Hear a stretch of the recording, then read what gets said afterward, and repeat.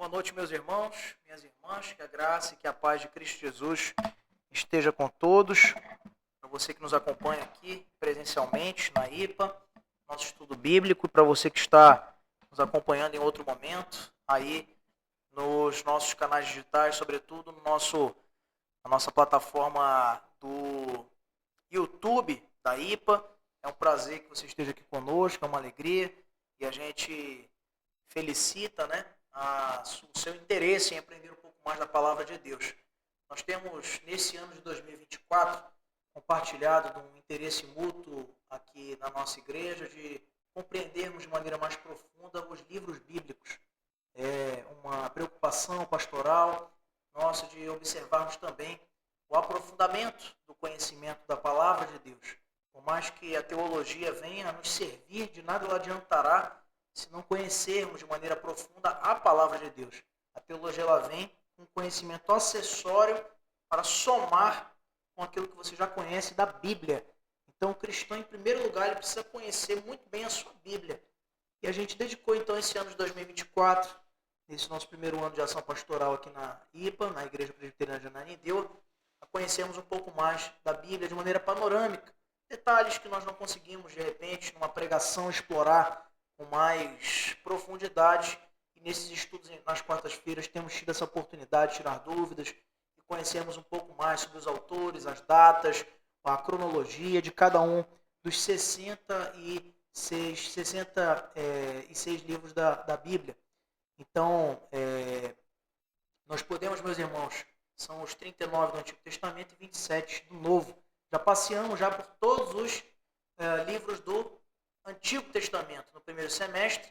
Já começamos o Novo Testamento agora, no mês de agosto, e falamos do Evangelho de Mateus, de Marcos, Lucas e João, os três primeiros que são os sinóticos, o Evangelho de João com as suas características, que você acompanhou conosco.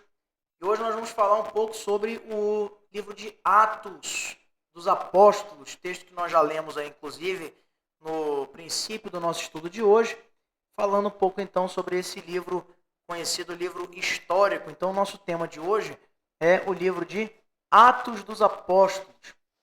Primeira coisa, meus irmãos, que nós queremos observar com os irmãos são os objetivos ou alvos da nossa lição de hoje, que é aprendermos um pouco mais sobre esse livro tão importante, livro de Atos. E você vai nos ajudar aqui, repetindo conosco, esses três objetivos que nós temos com a nossa lição de hoje. O primeiro deles é saber. É saber o quê? Qual é o objetivo nosso? Analisar os principais aspectos do crescimento da igreja no livro de Atos. Então nós vamos observar, o livro de Atos é um livro histórico que aborda com muito detalhe, como Lucas no próprio evangelho dele ele traz muitos detalhes, a sua característica de escrita nos revela isso. É o grego mais culto do Novo Testamento, tanto do livro de Atos como do evangelho de Lucas.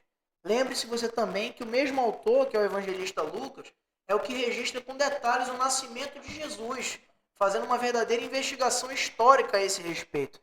E não é diferente aqui no livro de Atos. Por isso, é uma riqueza o livro de Atos para a igreja cristã, porque traz muitos detalhes a respeito do início da igreja, dos primeiros passos daquele movimento iniciado com Jesus, os 12, e a igreja nascente, os que foram se convertendo com as pregações de Pedro após Pentecostes, depois o evangelho chegando aos gentios por meio do ministério do apóstolo Paulo, aqueles que inicialmente não estavam sendo alvo das missões evangelísticas da igreja, dos discípulos, e passaram a ser principalmente com essa abrangência do ministério de Paulo aos gentios, chamado apóstolo aos gentios.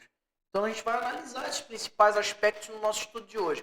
Segunda coisa, a experiência, o sentimento, para que nós nos interessemos por fazer parte ativa da história da igreja. Uma das disciplinas que mais me encantou no estudo da teologia, no seminário teológico onde nós nos formamos, para o exercício do ministério com maior capacitação, foi a história da igreja. É muito interessante, meus irmãos. Nós temos uma frase dentro daqui da IPA, num dos quadros comemorativos de jubileu, aniversário de gratidão a Deus pelos anos que estamos, já há 43 anos. Quando fizemos 25 anos, fizemos um jubileu de prata, uma festa bonita aqui na igreja. Quando a igreja celebrou 35 anos de existência, celebrou um outro aniversário, uma festa de gratidão ao Senhor, com cultos, programação especial. Da mesma forma, quando fez 40 anos. E em cima desse quadro tem escrito assim: uma igreja sem história é uma igreja sem memória.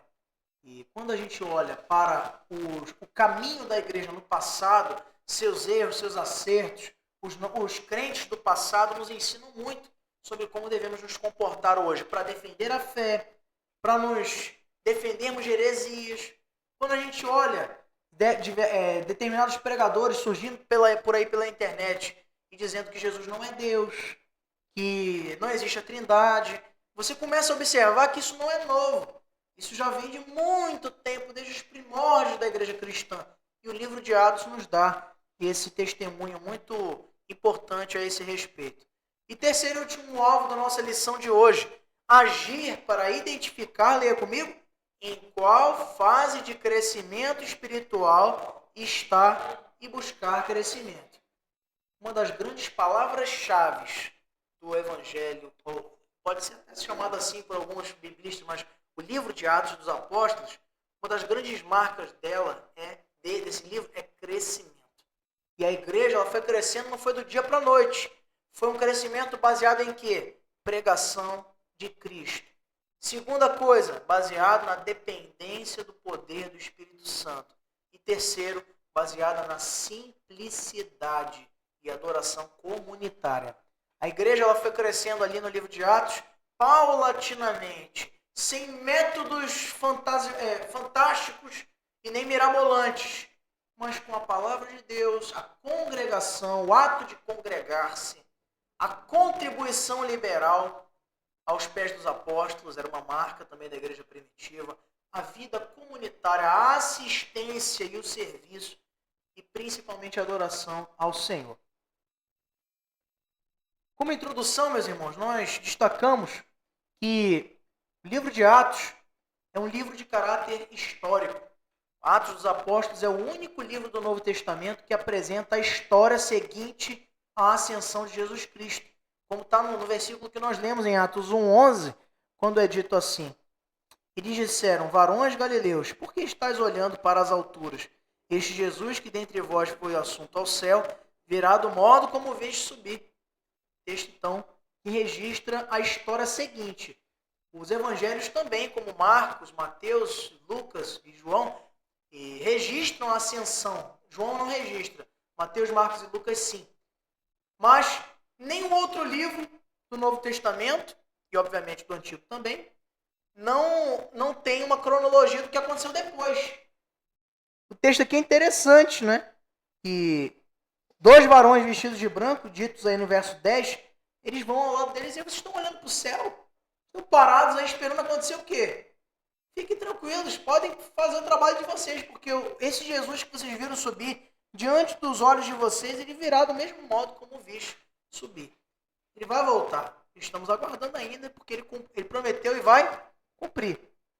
E aí, ele é o segundo, como eu já disse, livro de uma obra de 2 volumes, escrita pelo médico Lucas e endereçada a Teófilo, não é? Que nós falamos na semana passada. Teófilo, muito provavelmente, era um alto oficial do Império Romano. Era alguém de proeminência, uma autoridade, que se converteu ao Evangelho e desejava saber mais sobre a trajetória e os atos de Jesus e os atos posteriores à ascensão de Jesus aos céus. E Lucas, então, ele se comprometeu com esse ministério que foi reunir evidências, provas, consultar testemunhas oculares, como o próprio Paulo, dos acontecimentos da Jerusalém daquele tempo. E registrando, então, em 2 volumes, o Evangelho de Lucas e Atos. Então, ele mostra-nos isso, tanto em Lucas 1, de 1 a 4, como eu vi na semana passada, aliás, retrasado, e em Atos 1, verso de número 1. Nós podemos ver também, meus irmãos, uma visão panorâmica desse livro que nos ajuda a entender um pouco mais também sobre a importância, as características do livro de Atos. Primeiro, ele integra esse grupo de livros chamados históricos. Só tem ele nesse grupo de livros históricos, o livro de Atos. O seu autor é o evangelista Lucas, discípulo de segunda geração, discípulo de Paulo. Ele provavelmente foi alvo de uma das incursões missionárias de Paulo, e gentio que era, se converteu ao evangelho, então foi chamado por ele para ser um grande cooperador, tanto do ministério de Paulo, como também da igreja primitiva que estava enfrentando perseguições. A data da sua escrita, muito provavelmente, é o ano 65 depois de Cristo. Isso nos ajuda a entender um fato importante. Porque quando Lucas termina de registrar o Evangelho de Lucas e o livro de Atos, provavelmente passou por uma revisão de Paulo. Porque Paulo ele vai ser martirizado, decapitado, que foi a mando do imperador Nero, já estando preso em Roma já há alguns anos, por volta do ano 67. Isto significa que, muito provavelmente, quando ele terminou de redigir, ele ainda passou para a revisão de Paulo. E isso se explica muito pelo fato de mais de 50% do livro de Atos falar de quem? O livro de Atos, ele se divide, a gente vai ver aqui depois, lá na frente, ele se divide na história. Se a gente tivesse que dividir o livro de Atos em dois, ele fala da história de dois grandes personagens da história da igreja, do início da história da igreja. Primeiro, Pedro. Pedro ele vai ser retratado nos primeiros 4, 5, até o capítulo 10 ali, de uma maneira mais efusiva. O personagem central, o principal protagonista é o Espírito Santo, mas o agente utilizado por esse Espírito como grande líder da igreja foi Pedro. Mas aí acontece uma coisa muito interessante, que foi o ministério de Estevão, e que desencadeou uma grande perseguição dos judeus ao povo de Cristo, aos do caminho, aos cristãos. E eles então precisam se dispersar para fugir, escapar das perseguições. Depois essa perseguição vai ser comprada pelos próprios romanos, que vão perseguir os cristãos e os judeus. Aí piorou o negócio. Por quê? Pense comigo. A maioria dos primeiros cristãos eram provenientes de onde? Do judaísmo. Não é? Era assim com Pedro, praticamente todos os 12. Né? Praticamente não, todos os 12. Já nessa segunda geração que começam a chegar Paulo, que era judeu inclusive também. E ele, com seu ministério, vai chamando a atenção para a disseminação do evangelho entre culturas não judias. Então, quando os romanos decidem perseguir os judeus e os cristãos, aí piorou ainda mais para os cristãos, porque além de ser cristãos, eram judeus também. Então, foi escrito provavelmente com uma revisão de Paulo. Voltando aqui para os detalhes da nossa visão panorâmica, você pode observar que o local é indefinido. Como naquele momento ali, por volta do ano 65, a igreja já estava enfrentando dura perseguição, a partir a mando de Nero, você vai lembrar comigo que Nero ele ateia fogo em Roma e põe a culpa nos cristãos, temendo seu avanço, visando obter algum tipo de aprovação do governo romano ali para poder então perseguir ainda mais os cristãos, colocando a culpa neles no incêndio de Roma. Sabedores que nós somos pela história, né, e os registros históricos, de que foi ele próprio, com a sua loucura, que estrategicamente coloca ali fogo na sua própria cidade que governava. Ele era tão, só fazendo um parênteses sobre Nero aqui, ele era tão perdido em suas ideias, que ele tinha os pensamentos genocidas, tinha pensamentos desumanos, como, por exemplo, ele pretendia estudar a origem dos bebês. Para isso, ele tinha um projeto de abrir a corte, o ventre de sua mãe e de sua irmã para descobrir como é que vinham as crianças, para você ter uma ideia. Então, tamanha loucura de Nero. O alvo do livro de Atos dos Apóstolos são os judeus e os gentios, dadas as suas proporções. Pode falar, meu irmão. Esse fato histórico é importante. Obrigado. Nosso irmão Presbítero Santos, que é historiador também aí de formação. Obrigado, meu irmão. Então, isso aí terminou, foi só a ponta do iceberg, né? O versículo-chave, meus irmãos, está em Atos 1, verso número 8, e que diz assim para nós, como nós já lemos: mas recebereis poder ao descer sobre vós o Espírito Santo, e sereis minhas testemunhas, tanto em Jerusalém como em toda a Judéia e Samaria, até os confins da terra. Então esse é o verso-chave. E a expressão-chave do Novo Testamento, no livro de Atos especificamente, é o Espírito Santo. Lá em João 16 e em João 14, Jesus já havia prometido enviar o Consolador.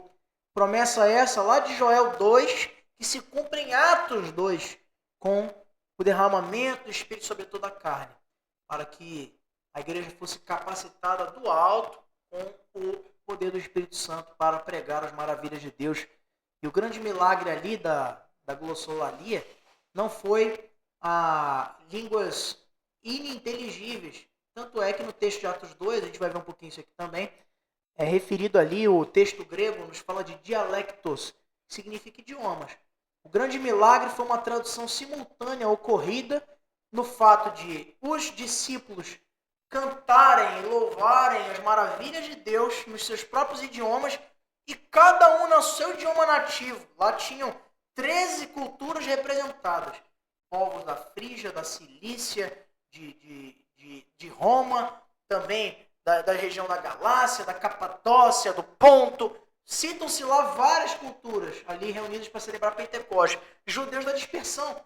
E que muitos deles foram criados lá nessas terras e não sabiam o idioma aramaico. E eles falavam ali no seu idioma e entendiam no seu próprio.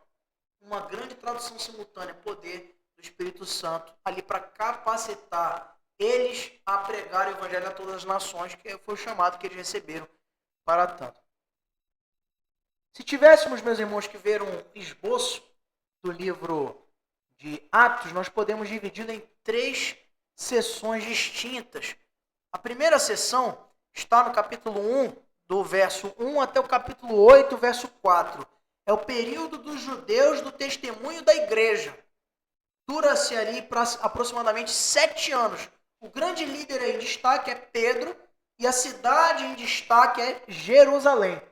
Porque é exatamente no capítulo 8, verso 4, que após o martírio de Estevão, deflagra-se então uma grande perseguição aos judeus. Depois de ele ter ali defendido a sua fé em Atos capítulo 7, fazendo um verdadeiro passeio bíblico juntamente ao Sinédrio, o texto diz que o seu rosto brilhava como de anjo.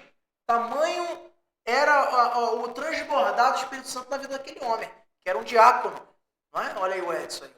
E foi escolhido juntamente com Filipe, Prócaro, Nicanor e outros 7 homens, o grupo dos 7. Né? Tinha o grupo dos 12 e o grupo dos 7, que eram os diáconos, que foram escolhidos ali para distribuição de donativos às viúvas dos helenistas e dos hebreus. Para resolver esse problema, os apóstolos decidiram, então, escolher 7 homens cheios do Espírito Santo, intrépidos na pregação da palavra, e assim foi feito. Embora eles não fossem primordialmente chamados para o ministério da palavra, para você ver que também se incumbiam disso. Inclusive, é dito no texto lá de Atos, capítulo 6, que eles eram homens prodigiosos, com muitos sinais, e falavam na autoridade do Espírito Santo de Deus. Já no capítulo 8, verso 5, até o capítulo 12, verso 25, nós temos uma segunda sessão do livro de Atos, que fala do período de transição do testemunho da igreja. Com o aumento da perseguição, a igreja precisou estender o seu canal de trabalho, o seu canal de ação, cumprindo o que Jesus tinha dito lá em Atos 1:8, que seriam suas testemunhas em Jerusalém, em toda a Judéia e Samaria, até os confins da terra. Mas eles pararam em Jerusalém, ficaram só em Jerusalém. Tá bom aqui, vamos ficar por aqui. Precisou então uma perseguição, crentes serem presos para então eles se despertarem para o seu chamado. Então, o grande líder aí também é Pedro, e esses acontecimentos se desenrolam na cidade de Antioquia da Síria. Observando aí que é um período de 10 anos aproximadamente, esse período de transição. E depois, no capítulo 12, verso 1, até o capítulo 28, verso 31, observe aí que são mais capítulos do que tudo que a gente viu antes. Né? Aqui a gente viu até 12 capítulos. Se dobrasse, chegava em 24, mas ainda passam mais 4. Por isso que eu disse anteriormente que Paulo, ele protagoniza, obviamente, abaixo do protagonismo principal, que é de Deus e do Espírito Santo, o livro de Atos, a sua história, né? Aí, no livro de Atos, correspondendo a 16 anos da história da igreja. Período dos gentios e do testemunho da igreja na região da Ásia Menor, na região do norte da África e na região do sul da Europa, com o evangelho chegando inclusive a Roma, né, a capital do império de então. E Paulo aí é o grande líder, e a cidade onde vai se desenrolar grande parte desses eventos é na própria cidade de Roma, onde Paulo vai ter a oportunidade de defender a sua fé, lá ficando preso e lá sendo martirizado, terminando então no capítulo 28, verso 31. Existem muitos movimentos evangelísticos, né, de discipulado que usam essa expressão Atos 29, que é para falar de um livro que na verdade não termina. O livro de Atos ele vai até o capítulo 28, mas ele continua, fora do cânon da Bíblia. Mas a história da igreja continua até os dias de hoje. Nós somos os capítulos seguintes do livro de Atos, se você parar para observar com mais atenção.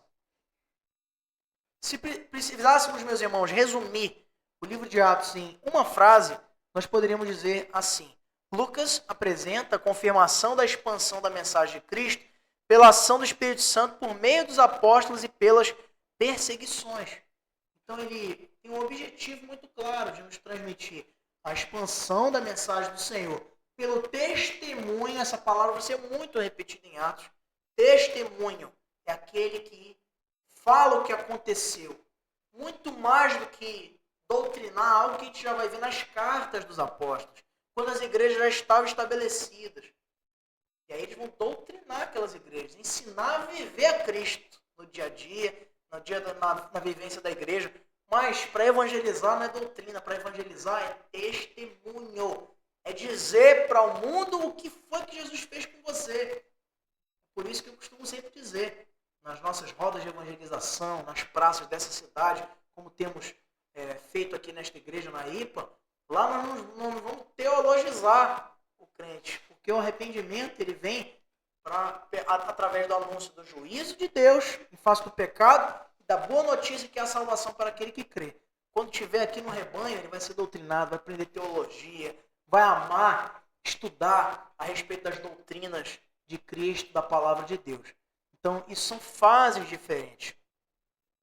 O propósito, meus irmãos, do livro de Atos, ele está aí apresentado. Opa, deixa eu voltar aqui.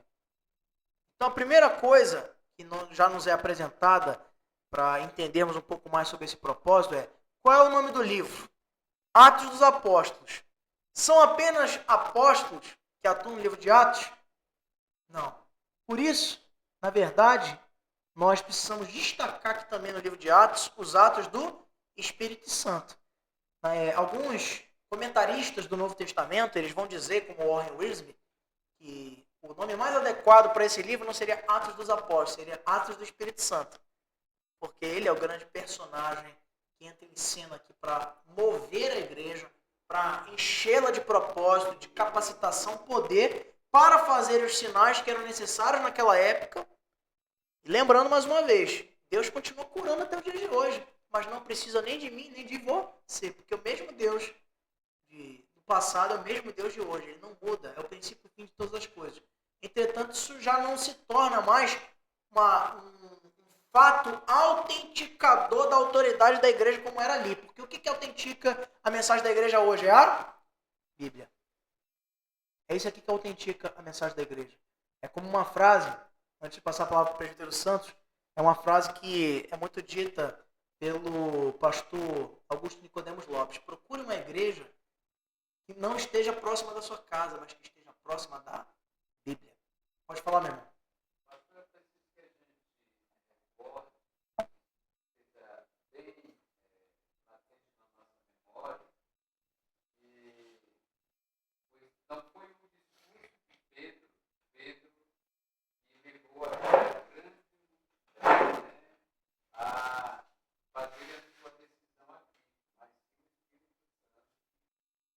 Falava, usou justamente o Pedro como canal para que almas fossem alcançadas aqui.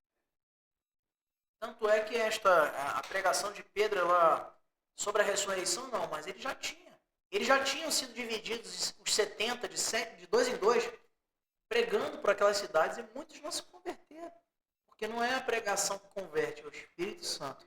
A pregação é o canal. Como Martinho Lutero dizia, eu repito sempre isso aqui porque é verdadeiro, ele dizia assim: nossa tarefa é levar a palavra até os ouvidos.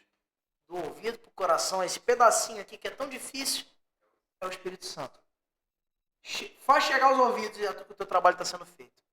Então, o propósito do livro é mostrar a igreja do Senhor, o corpo de Cristo, sendo um resultado dos atos dos apóstolos somados aos atos do Espírito Santo. Sem o qual, este último, os atos do Espírito Santo, não seria possível a igreja ter chegado até onde chegou, até onde tem chegado até os dias de hoje. Atos 1, verso de número 8, meus irmãos, é conhecido como o versículo-chave desse livro.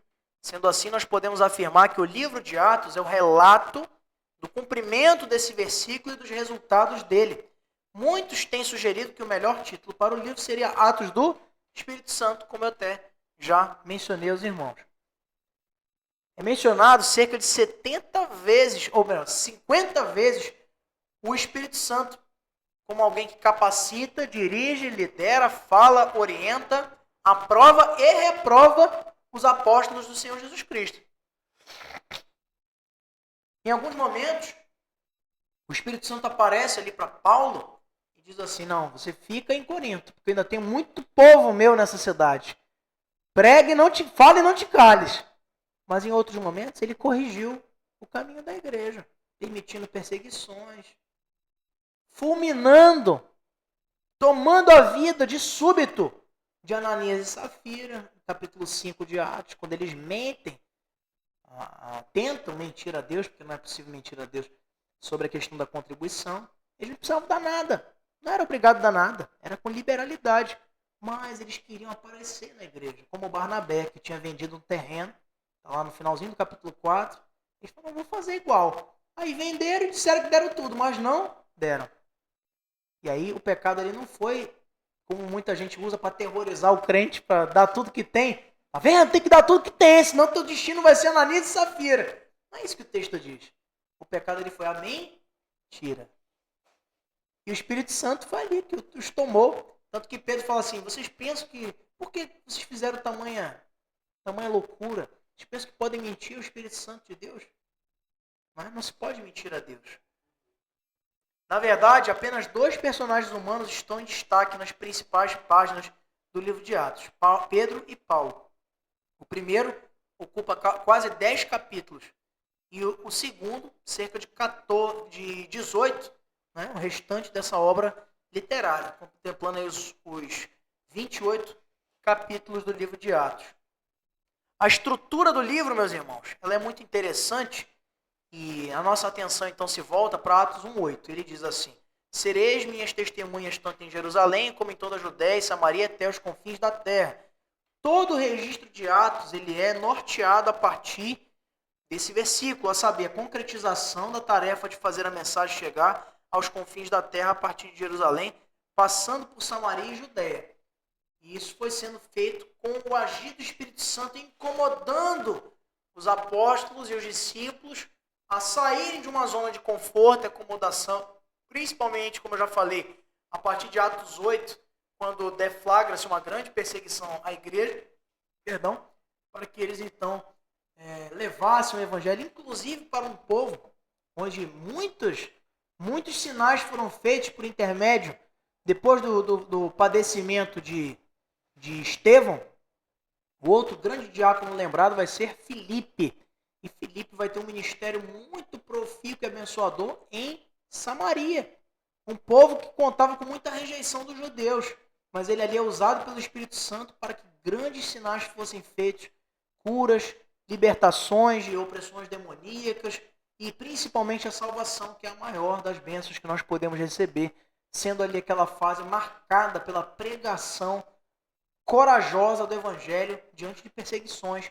E eles não se calaram e foram até a Samaria, depois por toda aquela região da Judéia, que era colônia, ali sob a província dominada pelos romanos, e depois principalmente com Paulo indo para uma estrutura muito além, usando de embarcações, como vemos, inclusive, naufrágios, fazendo parte, né, da trajetória, da trilha de missões do apóstolo Paulo, de Barnabé, depois de Silas, João Marcos e outros ajudadores ali do princípio da história da igreja. Essa estrutura do livro, então, ela pode ser dividida em alguns elementos. Você vai ver Atos dos Apóstolos, unindo-se aí aos Atos do Espírito Santo, que vai, então, totalizar a história da igreja, registrada em Atos.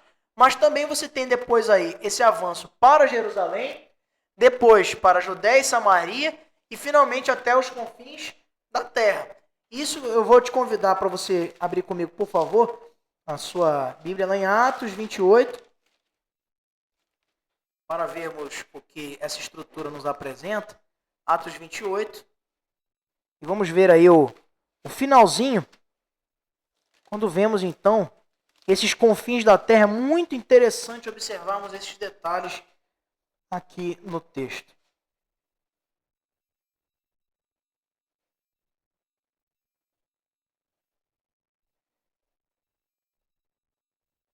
Você tem no início do capítulo 28 o episódio da ilha de Malta, onde Paulo ali, após terem sofrido um naufrágio ali indo para Roma, onde ele seria preso, né, prisão domiciliar, ele então ainda ali é usado pelo Senhor para pregar o evangelho e testemunhar de Cristo.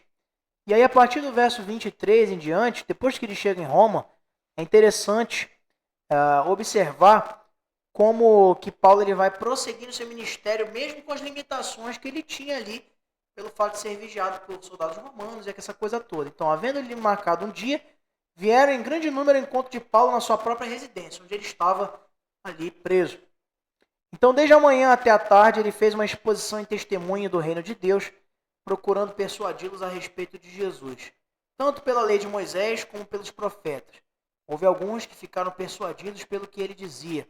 Outros, porém, continuaram incrédulos e, havendo discordância entre eles, despediram-se, dizendo Paulo estas palavras: Bem falou o Espírito Santo a vossos pais, por intermédio do profeta Isaías, quando disse: Vai a este povo e dize-lhe: De ouvido ouvireis e não entendereis, vendo vereis e não percebereis.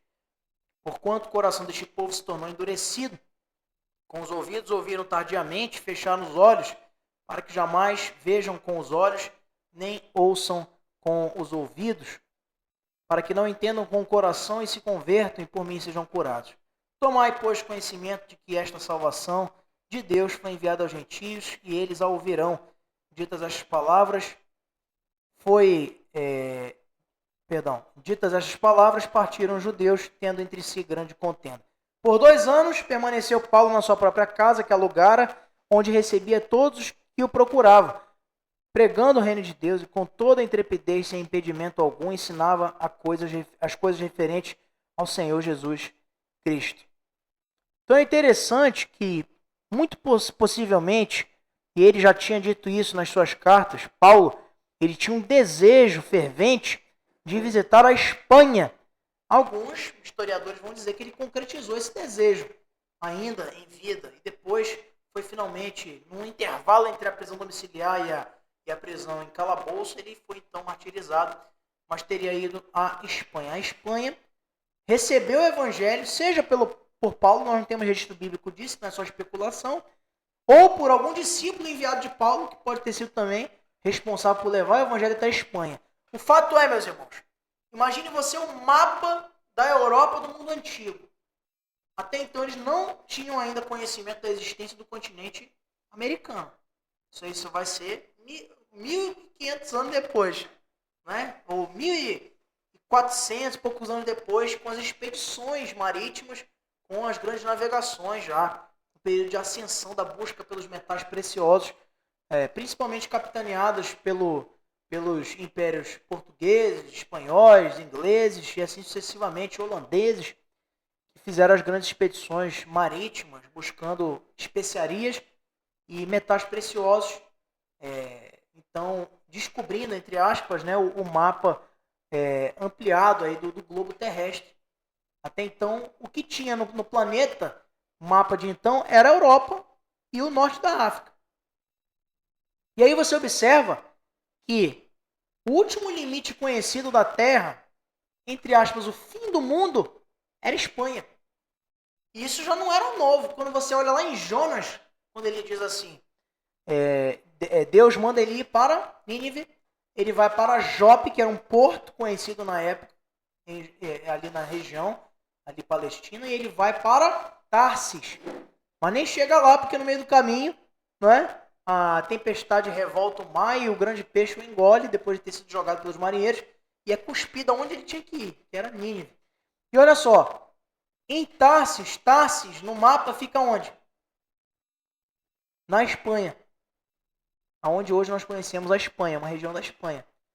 E a região de Tarsis era então o fim do mundo. É como se ele estivesse legitimamente dizendo, eu vou me esconder de Deus.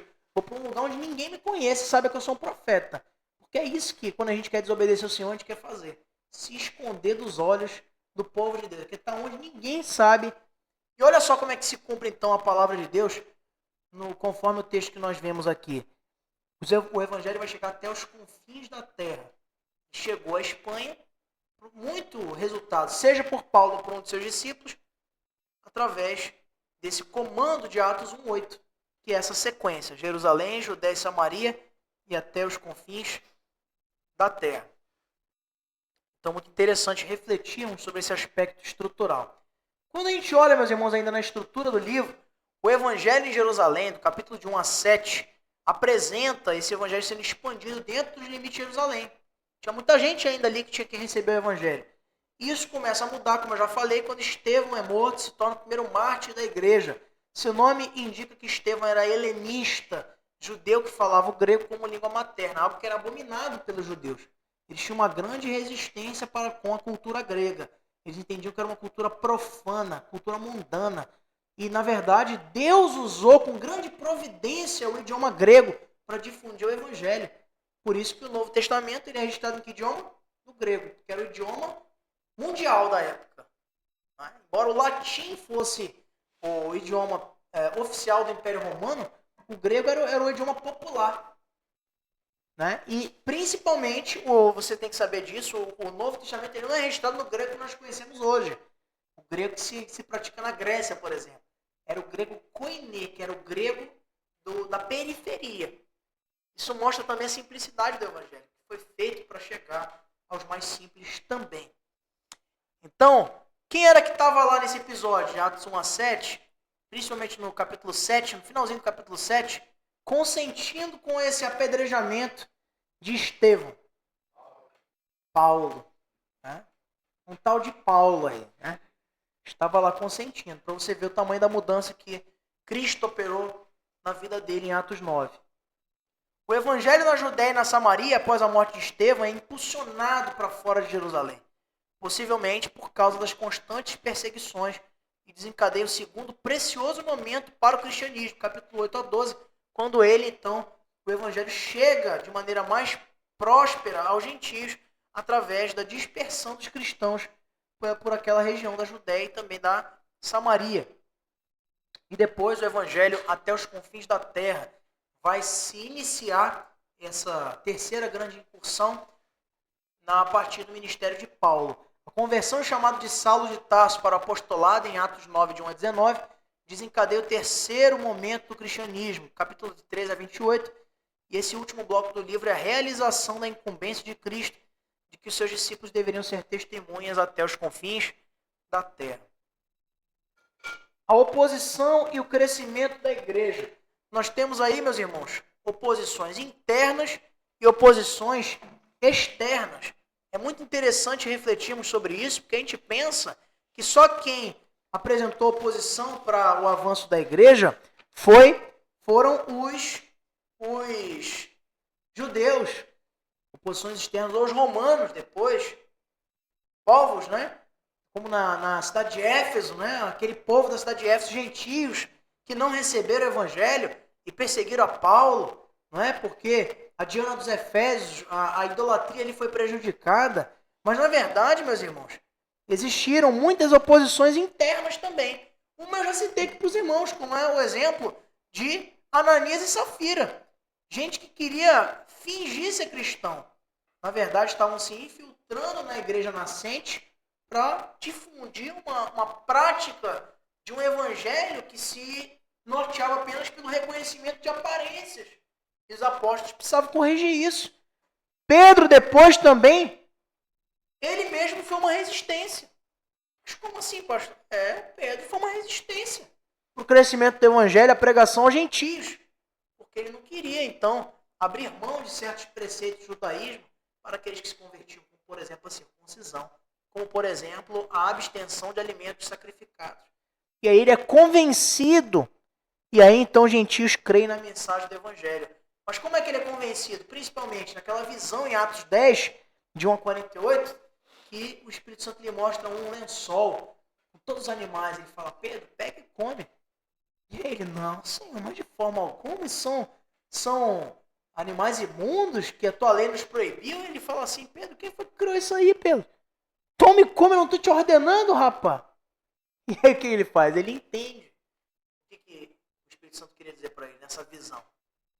Que era que o evangelho, ele estava diante da ordem de Deus, do comando dele, e não do comando das tradições judaicas. Isso fez muita diferença. Outra resistência interna. A igreja, a própria igreja, os primeiros convertidos ofereceram resistência à pregação do evangelho aos gentios. Então isso teve que ser então objeto de convencimento, tanto de Pedro como também dos demais membros das igrejas, para que muitos gentios viessem a crer no evangelho. Em Atos 15, você tem uma controvérsia em relação à doutrina, oposição interna, discussão, debate, mas feito ali com respeito, que é o primeiro concílio da história da igreja, o concílio de Jerusalém, em Atos 15. E aí, fazendo aqui uma defesa do nosso peixe aqui, a igreja presbiteriana ela se baseia nesse modelo de governo, que é o modelo conciliar. Nada da igreja é decidido só com o batimento de martelo do pastor. O pastor aqui, ele é mais um. É um líder, sim, com certeza. Mas ele não é o único. Ele tem um colégio de outros líderes, chamados presbíteros da igreja. E juntamente também com a assistência, o auxílio, o consultivo da junta diaconal, é que tomam-se as decisões. E isso ainda contando com o auxílio da liderança eleita da igreja. Então isso aí vai seguir o modelo bíblico de Atos 15, Concílio de Jerusalém. Outra oposição interna. Você vai lembrar de uma oposição que teve na segunda viagem missionária de Paulo e Barnabé. Na primeira viagem, Barnabé trouxe com ele a João Marcos. Inclusive, é o evangelista que escreve o evangelho de Marcos. Só que ele foi na primeira viagem, no meio do caminho, desistiu. E volta. E aquilo feriu Paulo. Quando for na segunda viagem, quem é que Barnabé traz? João Marcos. Aí você pode pensar comigo assim, poxa, Barnabé também pegou pesado com Paulo, né? Pra que vai insistir? O cara não quer nada. Né?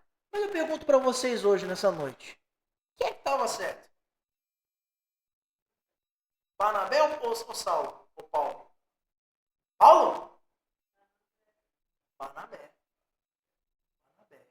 Porque o evangelho nos ensina que a gente não desiste de pessoas. Então, Barnabé viu que ele desistiu, mas certamente conversou com ele, então você vai ter uma segunda chance. Você já imaginou? Isso acontece na história da igreja. Acontece no dia de hoje. Se chegar ao Orlando, você vai me ajudar aqui, o Orlando fala assim, poxa, não dá mais. É por isso que eu pegar Orlando, tu tá de escanteio aí, nunca mais conto contigo. Tá errado isso. Todo mundo, João Marcos teve de repente algum problema pessoal, uma situação. Mais tarde, lá na segunda carta a Timóteo, Paulo vai dizer, é a última carta que ele escreve cronologicamente. E é muito interessante, a gente vai falar para Timóteo. Quando puder, traga-me João Marcos, porque ele me vai ser útil.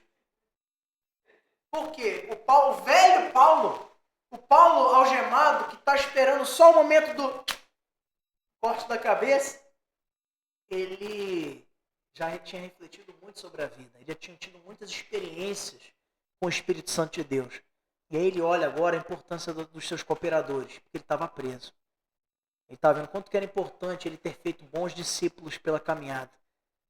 Porque hoje ele preso pôde contribuir muito também escrevendo as cartas, escrevendo mais de 60% do Novo Testamento, e podendo então assim também encorajar aqueles que liam as suas cartas, como nós hoje e no passado, os destinatários das cartas.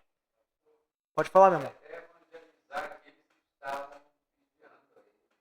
Também, os carcereiros, soldados, com toda certeza. Como foi em Filipos, né, em Atos 16, o carcereiro de Filipos que veio à fé pelo testemunho deles, que embora os outros todos tivessem fugido, eles ficaram lá para que ele não tirasse a própria vida e toda a sua casa creu no Senhor Jesus. Que grande registro também. O livro de Atos é recheado de grandes registros desse início da igreja, coisa que mexe com a gente. E aí, meus irmãos, oposições internas. E aí Paulo, nesse momento, ainda com aquele afã, cheio de certezas, ele vai e diz, não, se for para ir com o João Marcos, eu não vou. Oposição interna.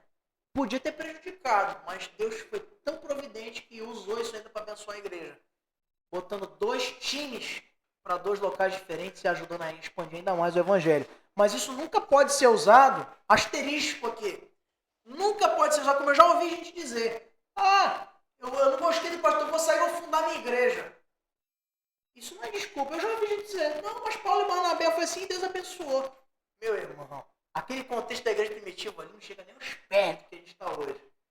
Então, quando a gente tem uma situação, a gente não concorda mais com a doutrina da igreja onde a gente está, a gente procura uma que tenha. Não é possível que não tenha nenhuma igreja séria no mundo. Nenhuma igreja genuinamente cristã, bíblica, responsável com a administração das escrituras e o ensino bíblico da palavra. Então, eu particularmente, eu sei que Deus usa assim, porque é misericordioso. Mas eu não concordo com hoje, no estado que a gente está hoje, século XXI, tem igrejas de todo tipo de doutrina que são bíblicas. Como eu falava com o irmão que nos visitou hoje aqui, nos dizia que a Assembleia de Deus, como o presbítero Santos, foi uma grande parte da sua vida a Assembleia de Deus, e nem por isso não era nosso irmão em Cristo, mas ele chegou no momento da vida dele, o presbítero Santos, aí para não deixar eu mentir, ele chegou e entendeu, Deus colocou no coração dele, que aqui ele estaria mais bem assistido no quesito de aprendizado da palavra, de serviço ao Senhor, e mantém até hoje, sim ou não, meu irmão? Muitos irmãos e amigos de lá. Como eu, uma vez, tive que chamar um encanador na minha casa, e por sinal, era um irmão de longa data do presbítero Santos. Só que ele não conhece como presbítero Santos, conhece como Riba, né? O Ribamar. Porque é o José de Ribamar. Ele ia fazer, rapaz, mande um grande abraço pro Riba. Né? Eu até esqueci o nome dele. O irmão Rosivaldo. Então é isso, a gente tem que conviver, né? Então, oposições internas. Mas também, meus irmãos, oposições externas, algumas vezes, vão ser uma realidade da igreja. E essas foram muito mais do que as oposições internas. As externas, teve aí, Pedro e João foram presos por estarem pregando, está lá em Atos 4, de 1 a 4. Depois os apóstolos, mais do que apenas Pedro e João, são presos. E em Atos 5, 17 a 42, deixa eu ver se tem esse slide aqui. Não. Eu vou citando aqui para ficar mais fácil. E aí, como resultado, os apóstolos são libertos e continuam pregando o evangelho. Atos 6, as perseguições continuam. Depois a igreja é perseguida pelo próprio Saulo. Conseguiu cartas de recomendação do Sinédrio para perseguir a igreja em Damasco. E lá ele se converte. É surpreendido com o encontro do Jesus ressurreto. Tira a sua visão, tamanha foi a glória que ele viu ali. E o pergunta, né, naquela clássica indagação: Saulo, Saulo, por que me persegues? Paulo depois começa a ser perseguido pelos judeus, por ter mudado de lado, virado a casaca. Herodes depois persegue também a igreja enquanto judeu. Tiago é morto. E Deus ali prova a igreja. Esse texto é muito bonito. Em Atos 12, de 1 a 24, quando a igreja ela se reúne e fervorosamente orava: Senhor, pela libertação de Tiago. E sabe o que Deus diz para eles? Não. E permite que Tiago seja morto. E o resultado disso é o quê? Pedro foi liberto, Herodes foi consumido por vermes, doenças que tinha, e a igreja continuava crescendo. Dia a dia o Senhor ia acrescentando os que iam sendo salvos. Essa palavra também vai se repetir, principalmente nos 10 primeiros capítulos de Atos. Depois Elimas, mágico, se opõe ao evangelho. Sérgio Paulo crê, mas Elimas fica cego. Os judeus perseguem Paulo e Barnabé. Paulo e Barnabé são perseguidos em Icônio e Listra. Paulo vai ser apedrejado. Depois Paulo e Silas são açoitados e presos em Filipos, em Atos 16. Depois Paulo e Silas são perseguidos em Tessalônica e também em Bereia. Há oposição, blasfêmia e perseguição aos discípulos na região de Galho. Os judeus se opõem, tentando imitar as obras do Espírito Santo, não conseguindo, pensando que podiam comprar o dom do Espírito Santo. Demétrio excita a multidão de idólatras contra os cristãos, ali na região da Macedônia e da Grécia. Mais conspirações dos judeus. Paulo é preso e enviado para Roma, fica preso por 2 anos e a igreja não foi parada. Ela continuou crescendo. Tem um cântico que já está na nossa lista de cânticos novos da igreja para o próximo mês de outubro, que é o mês da reforma, e que vai falar sobre isso. A perseguição não parou a igreja. O Coliseu não parou a igreja. Não é? Os soldados romanos, nem as tentativas e ciladas do maligno puderam parar o crescimento da igreja. Porque lá em Mateus, capítulo 16, verso 18, ele diz claramente para o Pedro, diante da confissão dele, sobre esta pedra, ou seja, sobre esta confissão, quando muitos diziam, tu és Elias, tu és um profeta, e ele disse, não, tu és o Cristo, filho do Deus vivo. E aí a igreja, uma outra igreja aí, que eu não vou citar o nome, diz assim, tá vendo? Diz sobre esta pedra, ou seja, sobre Pedro, estabeleceria a minha igreja. O primeiro Papa, não é isso. No contexto ele está dizendo, sobre esta pedra, esta confissão de fé, ou seja, diante da fé de vocês, eu vou estabelecer a minha igreja como uma coluna e baluarte da verdade. E sobre esta igreja, o inferno não pode prevalecer. Na verdade, a linguagem mais adequada ali no grego é Hades, que não é bem traduzido como inferno, mas é mundo dos mortos, para o contexto grego, onde o evangelho é escrito, o evangelho de Mateus. Então, o que ele está dizendo ali, Jesus? Nem a morte vai poder deter vocês. Como Jerônimo, um dos pais da igreja, vai dizer, lá no 2º século, o sangue dos mártires é a semente da igreja.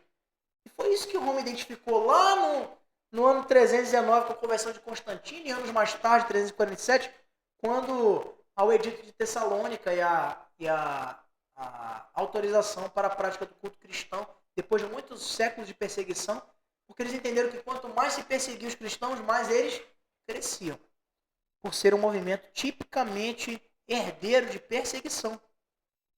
Então, oposições internas e externas, meus irmãos, não foram capazes de parar o crescimento da igreja. Conclusão. Scrooge, ele comenta que o sentido do livro não é biográfico ou histórico, mas espiritual. O seu propósito dominante é relatar o que o Senhor ressurreto, Jesus, fez por muitos servos em muitos lugares em benefício de muita gente, pelo seu Espírito. Atos, por isso, é um livro singular, inspirado por Deus para edificar a igreja de Cristo. Nós vemos nele rico aprendizado para podermos crescer ainda mais na nossa caminhada ao lado do Senhor. Alguém tem alguma consideração, pergunta, dúvida? Fique à vontade.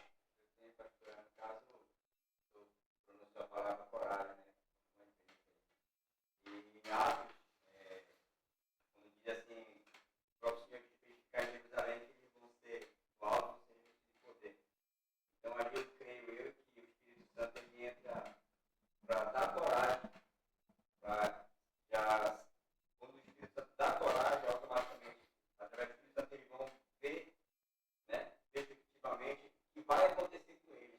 Por isso que Deus, não parou a igreja. O Coliseu não parou a igreja, porque eles estavam revestidos de poder. Ou seja, antes de eles ficarem em Jerusalém, eles estavam ali extremo, com medo de acontecer. Mas quando eles receberam o Espírito Santo, e Deus poder para eles poderem encarar tudo que eles iam passar. Entender que a missão deles era maior do que a vida deles. Se eles passassem, pouco importava. O importante é que o evangelho ficasse. É por isso que você vê a grande marca, meus irmãos, da igreja primitiva, e principalmente relatada aqui no livro de Atos, é nós vermos o quanto que aqueles homens eram dotados de coragem, de ousadia. Hoje, qualquer coisinha a gente já está evitando falar, a gente tem vergonha de levar a Bíblia na rua. Coisas impensáveis. A igreja do passado, ela morria por causa do evangelho. Hoje, a igreja ela tem se afugentado da sua missão, do seu compromisso na terra. E eu não estou dizendo com isso que você deve enfrentar as autoridades e, como alguns até defendem aí, não é por aí não. Você tem que viver um testemunho consecutâneo, ou seja, verdadeiro na sociedade. Você não tem que ter medo de ser crente, de assumir posturas, de defender a sua fé. Mesmo que isso custe mesmo a tua liberdade, teu emprego, tua vida, tua amizade, teu casamento, nós precisamos saber em quem nós temos crido, estamos certos de que ele é poderoso, como diz Paulo na carta aos Filipenses. É importante, meus irmãos, pensarmos também que esses irmãos do passado, eles estavam certos e seguros na fé que defendiam, assumindo muitas vezes prisões, açoites, como nós vimos aqui, Paulo, Barnabé, Silas, prisões e apedrejamentos. Paulo, na segunda carta aos Coríntios, quando vai defender esse apostolado, ele conta uma série de coisas que a gente dá vontade até de chorar. O crente que fica reclamando, né? Poxa, está difícil, a vida cristã, é muita coisa, não sei o quê. Precisa ler 2 Coríntios capítulo 11. Aí vai parar de reclamar rapidinho. Picada de serpente, naufrágios, prisões, apedrejamentos, perseguições, difamações, coisas assim que brincadeira. É por isso que Paulo chegou a uma conclusão do seguinte: olha, agora eu nem me alegro mais de ser forte, eu quero é ser fraco, porque quando eu estou fraco é que sou forte, porque sobre mim repousa a graça de Cristo, o poder de Deus, que se aperfeiçoa na fraqueza. Ele nos faz os frágeis, para que a glória seja dele e não nossa. Então a gente é frágil mesmo, a gente vai ficar atemorizado muitas vezes. Como os discípulos, os 12, depois da crucificação de Jesus. O que foi que eles fizeram? Todo mundo se escondeu. À exceção de João, que estava lá consolando Maria aos pés da cruz do Nosso Senhor, como relatado nos evangelhos. Tirando isso, até o líder do colégio apostólico negou o Senhor 3 vezes para não ser confundido com um crente e se escondeu, chorando amargamente por ter negado o seu mestre. Mas depois, em João 21, quando ele recobra a sua visão diante do Senhor ressurreto, e se alegra com isso, nada podia mais travar esse avanço, porque com a capacitação do alto, o poder do Espírito Santo, não somente os sinais que eles operavam, era uma fama que os acompanhava, mas também, principalmente, a palavra que eles pregavam, que era baseada na ressurreição. Que Deus nos abençoe, meus irmãos. Alguém tem mais alguma consideração? Não? E a gente se alegra em ver, então, o interesse dos irmãos e, principalmente, de observarmos a importância de estudarmos esse livro, como também os demais. Nós vamos usar esse mês todinho agora de agosto para falar um pouco sobre a história da igreja. Então não perca, nos próximos a gente vai falar ainda sobre Atos, mas como eu falei, o capítulo 28, ele na verdade é só uma continuação dos próximos capítulos de Atos 29, 30, 31. Eles vão se seguindo, a gente vai ver um pouquinho sobre a história da igreja nas próximas quartas-feiras. Que Deus nos abençoe. Você que nos acompanhou aqui no YouTube, né, e vai assistir depois, né, quando for postado esse vídeo, você também é alvo da nossa gratidão e do nosso convite para que venha participar presencialmente conosco, onde a graça, a dádiva é muito melhor. De participar aqui, tomar um cafezinho gostoso conosco e desfrutar de comunhão verdadeira com a igreja do Senhor. Que Deus abençoe as nossas vidas. Vamos ficar de pé, meus irmãos, para nós encerrarmos o nosso culto de estudo bíblico de hoje.